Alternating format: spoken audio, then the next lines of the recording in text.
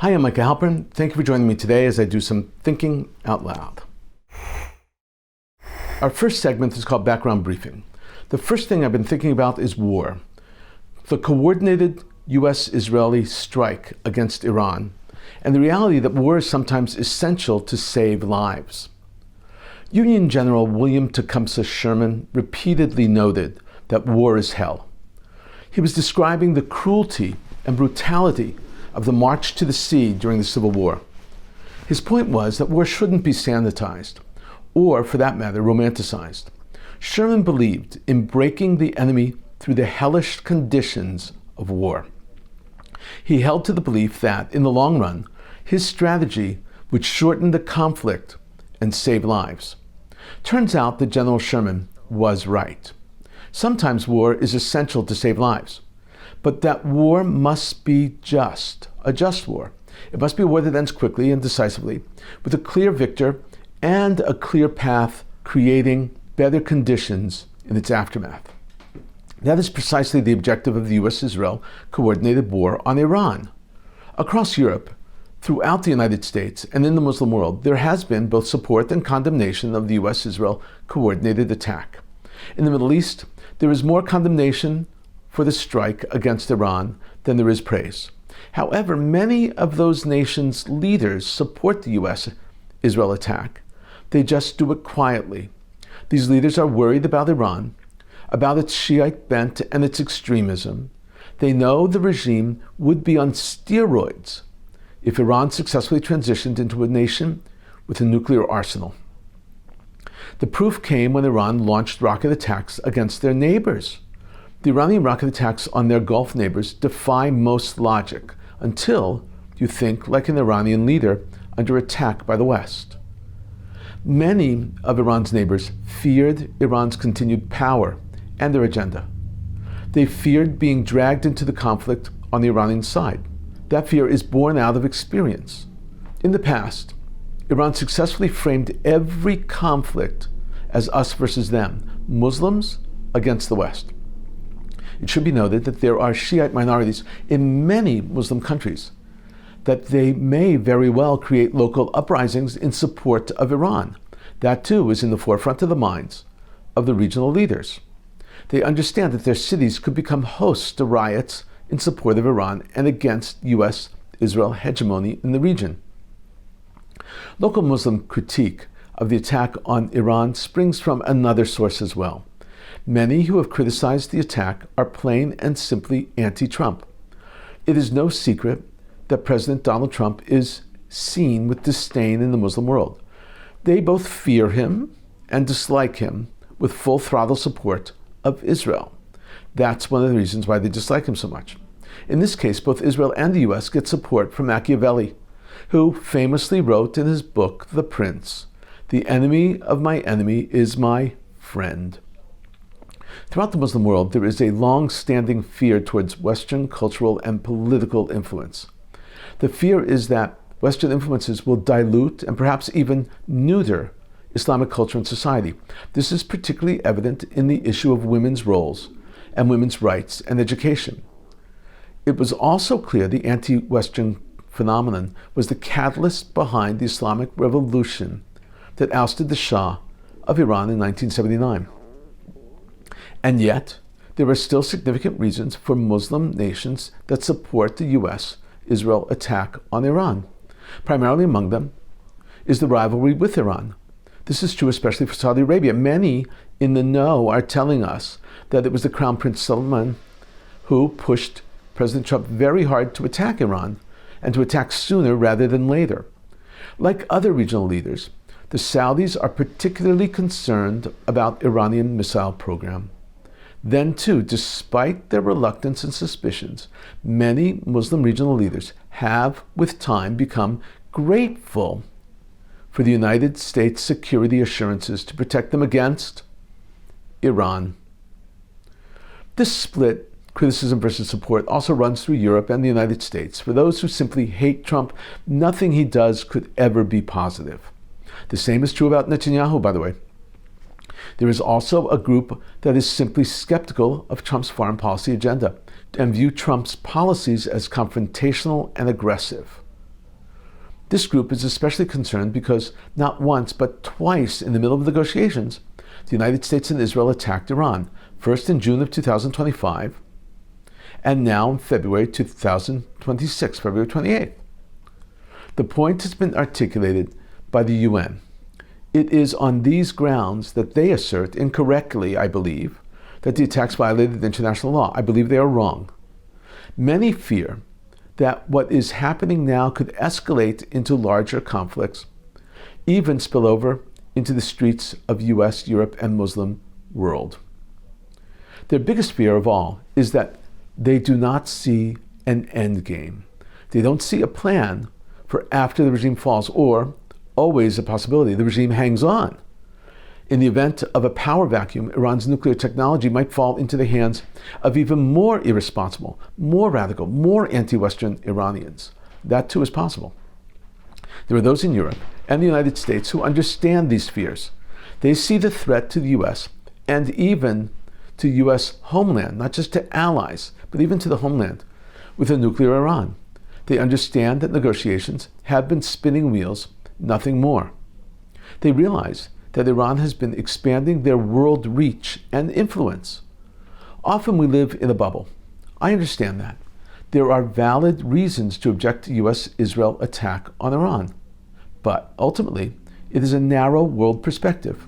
Put another way, those who think this attack is wrong are wrong. Iran is a danger to the region. Iran is a danger to the West. Iran is a danger to Israel. Iran is a danger to the United States. That's not rhetoric. It is real.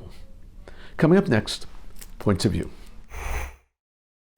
Both columns are from Ynet this week, published just after the US and Israel struck Iran. Both were published on February 28, 2026. Both are excellent, and they're by excellent thinkers and analysts. Both are by people you should be familiar with by now. First up is a column by Ben-Dror Yemini. It's entitled, "Striking Iran Was Necessary for U.S. Security." Subtitled opinion, "Failing to confront Tehran would have strengthened the regime, emboldened its proxies, and weakened American power across the Middle East and beyond." This says everything. The subtitle is the whole article. His thesis is very similar to mine, but we go in very different directions. This is how Ben-Dror begins. War is a bad thing, but there are situations where avoiding an attack is much worse than an attack. This is exactly what is happening now. The Iranian regime threatens not only the countries of the Middle East, it also poses a direct threat to the United States itself. Iran is part of the axis of evil. It wants to achieve strategic superiority in the region. Without an attack, the Iranian regime will become much stronger. Inwardly, this would be a slap in the face to the citizens of Iran who thought there was a chance to overthrow the oppressive regime. Trump promised them help, and instead of helping citizens seeking freedom, the regime could have reached an agreement that included lifting the sanctions. Experience proves that the priorities of the Ayatollah regime put the citizens at the end of the queue. The queue, by the way, means a line in British terminology. Ben-Dror writes that change in Iran is possible, but there are huge risks. They are worthwhile, he writes. Military buildup and assistance to terrorist affiliates are at the top of the queue, the line. Without the overthrow of the regime, tens of thousands of Iranians will remain in detention, many of them will be executed, an iron curtain already partially in place would have prevented the world from knowing what was really going on there. The chance of change from within would have disappeared. Ben-Dror explains that this joint attack saved the region, that Iran was set to destabilize the entire region, including taking over Jordan. He writes, "Without an attack, Iran would have become a regional power. It flexed its muscles, and world's strongest power folded. It's invincible. The countries of the region would understand that there is a new host. This is also a blow to the Abraham Accords countries. Without an attack, Iran's proxies, the Houthis, Hezbollah, Hamas, and Palestinian Jihad, would have been greatly strengthened. Iraq also had become an extension of the Revolutionary Guards.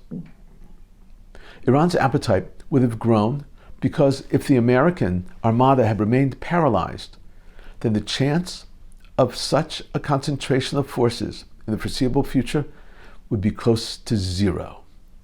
Without an attack, Jordan could have been the next in line. 2 years ago, there were reports, including from ISNA, the Iranian news agency, that Iran intended to arm 12,000 fighters belonging to Islamic resistance through Hezbollah in order to overthrow the Jordanian regime. Ben-Dror explains that Israel's beeper and cell phone strike on the Hezbollah leadership also destroyed Iran's plans. He writes, "The elimination of Hezbollah's leadership prevented the plot. Without an attack, the effort would have been renewed, and there would have been no one to save Jordan, which is an ally of the U.S. Without an attack, Lebanon, which is trying to recover, would have returned to the complete control to Hezbollah. That is of Iran. And if Hamas had any intentions of reaching a compromise regarding the demilitarization of the Strip, then without an attack, Hamas would have gained Iranian backing, because affronting the U.S. with Iranian backing would have created the Middle East. The U.S. would have been reduced to the status of a paper tiger. The regional and global implications could have been disastrous. Without an attack, Iran would have strengthened ties with some of South American countries, including for the purpose of establishing terrorist centers that would threaten the United States." In conclusion, Ben-Dror Yamini writes that any of Iran's plans, if they were to come to fruition, they would have had devastating results on the region and the West. He writes, "Even if only some of these predictions were to come true, this would be a devastating outcome, first and foremost for the U.S. as a world power. Under these circumstances, an attack on the regime of terror in Iran is in the U.S. interests, strategic, global, and economic." Yamini paints a worst-case scenario, but sometimes they come true. Spectacular column from Dror Ben-Yamini. Thank you. This essay is also from Ynet, and it was written by Ron Ben-Ishai, published on February 28th, again, 2026. It's entitled, "Iran Missile Threat Changes Shape as IDF Prepares for Possibility of Border Raids." Subtitled, "Analysis: The opening strikes damaged Iran's launch network, reducing the scale of missile barrages, but intelligence now warns of possible cross-border raids by proxy forces." The thesis is essential because it looks at the second and third stages of the operation, anticipating Iran's actions and counteractions which are already in play. This is how he begins. "The combined offensive launched in Iran on Saturday morning was first and foremost aimed at neutralizing the initial Iranian missile barrage that was already positioned on launchers, both underground and above ground. Alongside what were defined as regime targets, the strikes also sought to damage what remains of Iran's air defense systems, including short-range batteries, to prevent them from intercepting U.S. Tomahawk missiles. The opening blow appears to have inflicted significant damage on the command and control capabilities of Iran's launch array. Where they were not hit, ballistic missiles and attack drones launches now seem to be managed by local commanders." Now Ron Ben-Ishai explains why and how Iran was capable of shooting their rockets. He writes, "They are firing quickly either out of concern that their launchers will be exposed during preparations or destroyed shortly afterwards. The missiles at their disposal must be aimed at clusters of Israeli targets and U.S. bases scattered across the Middle East, forcing them to replan in real time under fire." Ben-Ishai explains why there have been so few rocket attacks against Israel. He writes, "This helps explain why the launches toward Israel are in the dozens rather than in the hundreds, carried out in a steady drip rather than intense barrages. The result is that Israelis are required to remain in protected spaces for extended periods, even as the overall threat level is reduced." The IDF is reinforcing troop deployments along the borders with Lebanon and Syria, and likely Jordan as well, due to intelligence assessments warning of a possible surprise pickup truck assault. Such an attack could be attempted by Shiite militias in Iraq in coordination with the Houthis and possibly remnants of Hezbollah's Radwan force, targeting the Golan Heights border and potentially Lebanon. The assessment also includes the remaining Sunni jihadists affiliated with the Islamic State group operating in the Dara region in southern Syria's Golan Heights. The joint operational pattern recalls the U.S. strike on Fordo and additional targets in June. Israel first clears the threat to itself and to U.S. interests, including risks to the Israeli home front and American bases in the region, after which U.S. forces enter with full force. Ben Yishai writes that there have been very clear delineations of roles between Israel and the U.S. This is how he puts it. American forces joined the operation shortly after Israel to preserve the surprise element. They initially operated mainly from the aircraft carrier Abraham Lincoln, focusing on southwestern Iran, the Islamic Revolutionary Guards, Navy, and other naval assets, as well as the port of Bandar Abbas, in an effort to prevent the closure of the Strait of Hormuz. To conclude, Ram Ben Ishai writes that when Israel attacked Hezbollah, it was for a reason: to knock out their early detection systems. This is how he puts it. The strike in Lebanon against Hezbollah targets a day earlier was intended to blind the terrorist organization's detection systems, which were expected to alert Iran to the Israeli Air Force's departure for the preemptive strike. This is an excellent and insightful column. Ram Ben Ishai explains U.S. and Israeli actions. Thank you, Ram Ben Ishai. Coming up, commentary through cartoons where pictures tell the story. I'm going to show you 6 cartoons today. First cartoon is the exception to the other 5. Actually, it was not published. It was just created and sent around the blogosphere in a new media. It is, of course, a play on the story of Purim. It is a movie poster, and the movie is entitled Esther 2.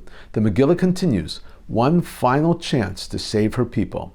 Esther is Ivanka Trump, Mordechai is Donald Trump, and Haman, of course, you can see who that is. This is a very positive depiction of events of the day. Like the next 5 cartoons, this second cartoon is not so positive. It's entitled Trump Breaks No War Promise by Monty Wolverton, and it's from Battleground, Washington.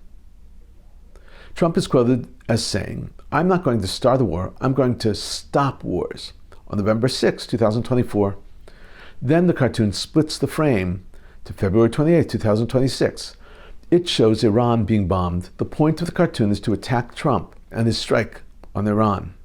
This third cartoon follows the same theme, and it's called War with Iran, drawn by Sean Delonis. Trump is wearing a button and a hat, surrounded by dead skulls and blood and darkness. The hat he's wearing reads MIGA, M-I-G-A, which is Make Iran Great Again. And the button he's wearing reads War is Peace. This is extremely cynical and very critical. This fourth cartoon is called Uncertain Future of War by Gary McCoy from Shiloh, Illinois. A father and son are walking and see a fighter jet fly overhead. The son asks, "Dad, can I still be anything I want to be when I grow up?" And this father answers, "I hope so, son, I hope so." This is a direct attack on the concept of U.S. intervention and military strikes, suggesting that the attacks will snowball into a world war and jeopardize the future in America. This fifth cartoon is an awful depiction of Israel. In the world, especially the Muslim world, Bibi is on a fighter jet shouting to the crescent moons on both sides. Shiite crescent moon on one side, Sunni crescent moon on the other. Bibi says, "No more crescents, only the shining star," meaning the Star of David, Israel. The person with the telescope says, "But the star that shines the brightest burns the fastest," meaning Israel will soon die. This last cartoon is entitled Bombing Iran by Jeff Katurba. Trump is flying the Board of Peace plane, while at the same time dropping bombs on Iran. The artist is saying that Trump is simply a hypocrite. In a moment, more of my own perspective and a few predictions. Foreign ministers of the Gulf Cooperation Council, the GCC, said in a statement that in light of the unjustified Iranian aggression against their countries, they will take all necessary measures to protect their security and stability. According to them, the Gulf states are also considering the possibility of responding to Iranian aggression. The Shin Bet will bolster security for ministers and other senior Israeli officials and has updated security protocols. Among the measures ahead of the operation against Iran, senior officials and their family members were evacuated from their homes over concerns that the Iranians would attempt to take revenge against them for the elimination of the supreme leader, Ali Khamenei, and other senior Iranian officials. In addition, security protocols were changed, and the cabinet members were required to report their whereabouts at all times. British Prime Minister Keir Starmer announced that he has accepted the U.S. request to use British bases for defensive attacks against Iranian missiles. Starmer added that his country will not participate in offensive operations in Iran. Meanwhile, the French Foreign Minister, Jean-Noel Barrot, condemned Iranian attacks on Persian Gulf states and Jordan, which is not a Persian Gulf state. He said the attacks were major and unjustified, and added, Saudi Arabia, the United Arab Emirates, Qatar, Bahrain, Kuwait, Oman, and Jordan are being dragged into a war they did not choose. Jordan Foreign Ministry summoned the official in charge of Iran's embassy in Amman for talks following Iran's attacks against Jordan and other Arab states. Leaders of Germany, France, and the United Kingdom said in a joint statement that they are prepared to take proportional defensive actions to destroy Iran's capability and their ability to launch missiles and drones. The leaders of these three countries added they are appalled by Tehran's indiscriminate and disproportionate missile attacks against countries in the Middle East. This next piece is fascinating. It shows you just how important hacking is. Iran International, a Persian language channel broadcasting from London, identified with the opponents of the Ayatollah regime, reported that broadcasts in Iran were hacked for several minutes. According to the report, footage was shown from speeches by Prime Minister Benjamin Netanyahu and US President Donald Trump about the war. The CIA tracked the movements of senior Iranian officials for months, particularly Supreme Leader Ali Khamenei. This was stated by a source involved in the operation to the AP, the Associated Press news agency. According to the source, the intelligence was shared with official Israeli parties, and timing of the weekend strikes was coordinated in part based on this information. We've been thinking out loud about a lot today. Now that you know what I've been thinking, let me know what you're thinking. Email me at micah@jbstv.org. Tweet me at Micah Halpern. Tell me what you think. Before we end, let me leave you with one piquante piece of information. We have been so focused on this war since it started. So I thought it best to hear a powerful rendition of Hatikva, Israel's national anthem. This is from the torch ceremony of 2016, the 68th birthday of Israel. It's not beautiful music, it's a beautiful experience. Hatikva. Amizdar ya dagelet nishko. Dagel shak.